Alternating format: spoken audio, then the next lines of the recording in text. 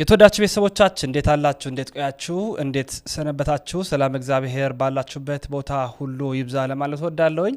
በድጋሚ እንግዲህ በአመሻሽ መረጃችን ተመልሻለሁ። በቀን 3 ጊዜ ነው ኦርቶዶክሳዊ መረጃዎችን የማቀርብላችሁ። ላይክ ሼር አድርጉልኝ። ሁለት ነገሮችን ላቀርብላችሁ። የመጀመሪያው የትዝታ ሳሙኤልን ጉዳይና ሁለተኛ ደግሞ ብፁዕ አቡነ ገብርኤል ማን ናቸው፣ በፍኖተ ጽድቅ አዳራሽስ ቀድሞ የተገኙትን ማን ናቸው የሚለውን ነው ማሳያችሁ። ጋዜጠኛ ራእያ መካሻ በሚያስገርም ሁኔታ ስለ ብፁዕ አቡነ ገብርኤል እንዲህ ይላሉ። ብፁዕ አቡነ ገብርኤል እንግዲህ በፍኖተ ጽድቅ አዳራሽ በዕለተ ዓርብ በስቅለት ዕለት ነው ስብከቱ ሲሰበከው፣ የተለቀቀው ደግሞ በትንሣኤ እሁድ ነው። በርካቶች በጣም ተነጋግረዋል። እንግዲህ ፍኖተ ጽድቅ በራሱ ራሱን የቻለ ሌላ መነጋገሪያ የሆነ አጀንዳ ነው። ፍኖተ ጽድቅ በራሱ ማለት ነው እና አዳራሹ ላይ የሚደረጉ ነገሮች፣ ተሐድሶአዊ አስተሳሰቦች፣ የዜማ መሳሪያዎቹ፣ አብዛኛው ነገር ከፍኖተ ጽድቅ የሚወጣው ነገር በጎ አይደለም። ማለትም በአብዛኛው ኦርቶዶክሳውያን አእምሮ ፍኖተ ጽድቅ የሚለው ነገር ሲነሳ ብዙዎቹ ደስ አይላቸውም አይለንም እና በዛ ብዙ ጥያቄ በሚቀርብበት ብዙዎች ጣታቸውን በቀሰሩበት ፍኖተ ጽድቅ አዳራሽ ውስጥ ብፁዕ አቡነ ገብርኤል ደግሞ ጭራሽ ኦርቶዶክሳዊውን አስተምህሮ ይዞ መጡ።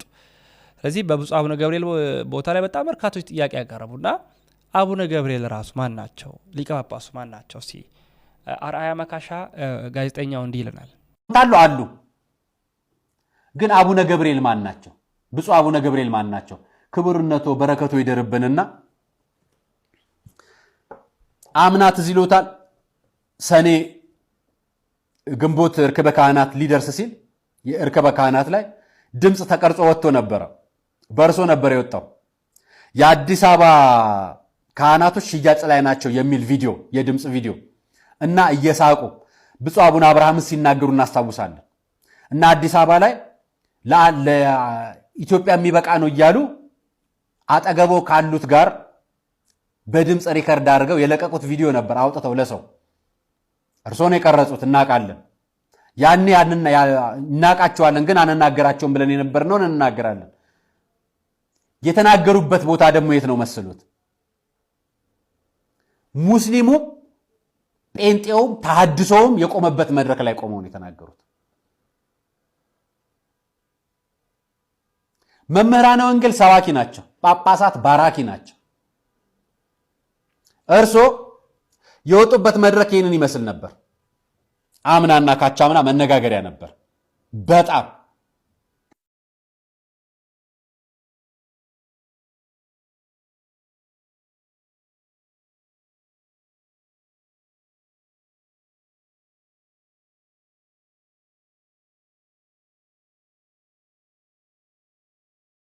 ፍኖተ ጽድቅ ሁለተኛውን መርገም ይዞልን መጣ።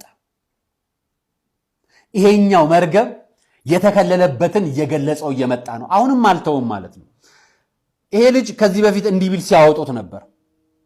ከፍኖተ ጽድቅ ጀርባ ያለው ማንነት ይሄ ነገረ ቅዱሳንን ነገረ መላእክትን ጭራሽ መማር አይችልም። ጭራሽ ውስጥ አዳራሹ ላይ ማስተማር አይችልም። ዝማሪዎቻቸውንም በአጠቃላይ ማለት ነው። ለምን ብለህ ስትጠይቅ ብዙ ቤተ እምነት ተከታዮች አሉ። ዋቂ የፈታው ሙስሊሙ ፕሮቴስታንቱ አለ እንዴ አልኩ። ወነሳለ ቤቱ ምንድነው? ምን አይነት አገልግሎት ለማድረግ ነው? ለማገልገል ነው ይሄ ቤት የተከፈተው። ዋንኛ ዓላማው የማን አስተምሮት ለመግለጥ ነው። ይሄ ለራሴ ግራ አጋባለሁ። ኢቭን ታድሶ የሚባለውንም ስሙን ያወቅኩት 2010 ላይ ዲላ ማምላክ ዲላ ነው ያወቅኩት። ጭራሽ አላውቅም። ማህበረ ቅዱሳን እነዚህ ሁሉ መድረኮች በፍኖተ ጽድቅ ላይ እንዲፈቀዱ አይፈልግም። ስለ ቅዱሳን፣ ስለ ሐዋርያት፣ ስለ ሌሎቹ ምስክርነት አይፈልግም። ለምን በዚህ ጉዳይ ተበጥብጦ ማህበራዊ ሚዲያ ተፈውዞ አባቶች በአደባባይ ተናግረውበት መናገራቸውን ላሳያችሁ። እኛ አባት ሲናገሩ ስሟቸው በማስረጃ እንንገራችሁ ብዬ ነው።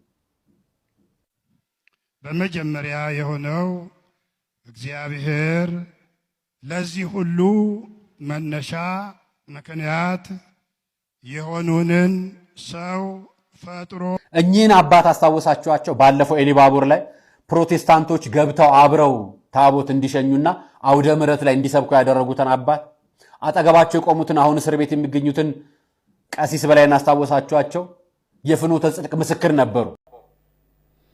እግዚአብሔር እንግዲህ በጊዜው ሲያጋልጥ በጊዜው ሲሰራ እንግዲህ አብዛኛው በተለይ ቀሲስ በላይ እናስታውሳቸዋለን። ቄስ በላይና የፍኖተ ጽድቅ ጀርባ አጥንት እስኪመስሉ ድረስ በየአዳራሹ ወጥተው የሚባርኩ፣ የሚናገሩ፣ የሚሰብኩ፣ የሚያስተምሩ ናቸው። በስተመጨረሻ እንግዲህ በ50 ሺህ ምናምን ዶላር ተከሰው እስር ቤት እንደገቡ እናስታውሳለንና ለ5 ዓመት ምናምን ታስሯል።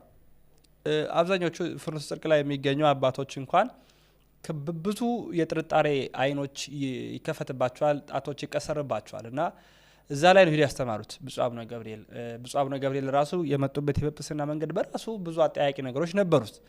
ብዙ ያልተጣሩ የተንሸዋረሩ ነገሮች ነበሩበት። እንደዛ ባለበት ደግሞ ኦርቶዶክሳዊ ያለውን አስተሳሰብ አስተምህሮ ያልነበረ ያልተሰማ ነገር ይዞ መጥቷል። ጭራሽ አጣጥሎ ማለት ነው ነይ እምዬ ማርያም እያሉና ደጋፊ አግኝተዋል። በነገራችን ላይ ከኦርቶዶክሱ አይደለም ያገኙት፣ ከፕሮቴስታንቱ ላይ ያገኙት። እነ ትዝታ ሳሙኤል እንዲህ ሲደግፏቸው ነበር። እንካተል ነይ እምዬ ማርያም ቤዛ ነሽ አሉ ለዓለም። እመቤታችን ቤዛ አይደላችም፣ ቤዛ ልጇ ነው። አትደንግጡ፣ ቤዛ ልጇ ነው። ነይ ቤዛ ነሽ አሉ ለዓለም ተብሎ አይሰበክም። ቤዛ ተቀዳሚ ተከታይ የሌለው አንድ የእግዚአብሔር ልጅ ብቻ ነው። መጽሐፍ ቅዱሳዊቱ ዕብራውያን ምዕራፍ እኛ የሚገርማችሁ ነይ እምዬ ማርያም የሚለው መዝሙር በተለይ በጣም ወንጌል እየበራልን እየገባን ሲመጣ እዛው ሆነን ምን ማለት ጀመርን? ነይ እምዬ ማርያም ማለት ካልዘመርን አይለቁንም፣ እናውቀዋለን።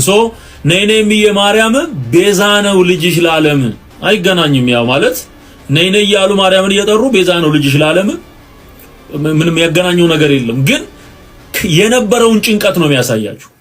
የትም ቦታ ስንሄድ ነይ እምዬ ካልተዘመረ በቃ የሆነ የጎደለ ነገር እንዳለ ነው ህዝቡ የሚሰማው። ስለዚህ ቤዛ ነው ልጅሽ ለዓለም በሚለው ቀይረን ተቸግረን ያን ያደረግንበት ዘመን ትዝ ይለኛል። እንደሱም ሆኖ እኮ አያምኑንም። ለካ ማያምኑን ግንባራችን ላይ የእግዚአብሔር መንፈስ ወይ ጉድ! አየው አሳዳጁ ሰውዬ ልብ ውስጥ የሚሰራው እርኩስ መንፈስ በኔ ልብ ውስጥ የሚሰራውን የእግዚአብሔርን መንፈስና የሚገልጠውን ወንጌል ያቀዋል። ስለዚህ ጠላት የሚሆነኝ እኮ ሰውየው እኮ ብቻ አይደለም፣ በሰውየው ውስጥ የሚሰራው መንፈስ ነው። ምቀኛ ለክርስቶስ ተቃዋሚ የሆነ መንፈስ ነው። ኢየሱስን ነው የሚቃወመው። አየው በዛ ሰው ውስጥ ተደብቆ የሚቃወመው ማንን ነው? ወንጌልን ነው፣ ኢየሱስን ነው የሚቃወመው። ለዚህ እኮ ነው የክርስቶስ ተቃዋሚ መንፈስ የሚለው ከይሄን ነው። አሁን እኚህ ሰውዬ ምን አለ በለኝ ሲያሳድዷቸው ታያለ። ምን አለ በለኝ ይሄን እየሰበቀ ነው፣ ጦሩን እየሰበቀ በምን ላጥምዳቸው እያለ እየፈለገ ነው። በቃ በምን እናገኛቸው፣ በምን እንጣላቸው።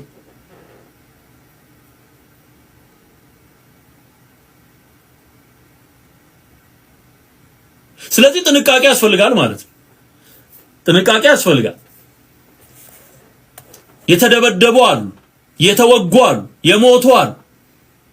ይሄንን እውነት ገልጠው ዋጋ የተቀበሉ በጣም ብዙዎች አሉ።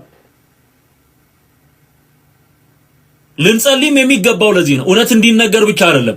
እግዚአብሔር እንደዚህ አይነት እውነትን የሚናገሩ ሰዎችን ፕሮቴክት እንዲያደርግ መለኮታዊ ጥበቃ እንዲበዛላቸው እኔ ከልቤ ነው ምነግራችሁ፣ ከልቤ ነው ምነግራችሁ። ጸልዩ ወገኖች፣ ጸልዩ። ጉዳዩ ቀላል አይደለም፣ ቀልድ አይደለም። ዋጋ ያስከፍላል፣ ዋጋ ያስከፍላል። መናፍቅ እያሉ ስም የሚያወጡት ይሄንን ስትናገሩ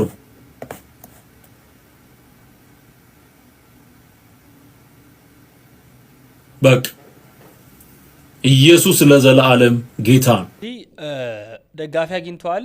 ፕሮቴስታንቱ የተቀባበሏቸው የተለያዩ የፍታ ቲዩብ ምናምን ክርስቲያን ቲዩብ የሚባሉ የፌስቡክ ላይ ያሉ ቲዩቦች አሉ። ብፁዕ አቡነ ገብርኤልን ሊቀ ጳጳስ ምናምን አባታችን ሁላ እያሉ እያጋሯቸው ይገኛል።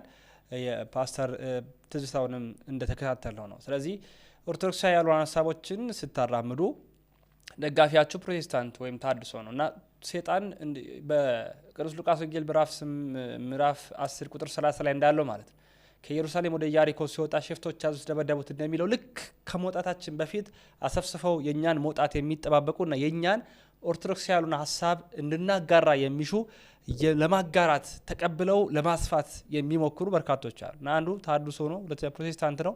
ስለዚህ የብፁዕ አቡነ ገብርኤልን ኦርቶዶክሳዊውን ሲቃወሙ ሊቃውንቶች መልስ ሲሰጡ ምልዓተ ጉባኤ ሲጠራ በዚህ ደረጃ እንደዚህ የተደረገ እያለ እነዚህ ግን አይዞት ይበርቱ ያበጠው ፈንድቷል ከእርሶ ጎንነን ምናምን የሚሉ ደጋፊ ያገኙ ይገኛሉ።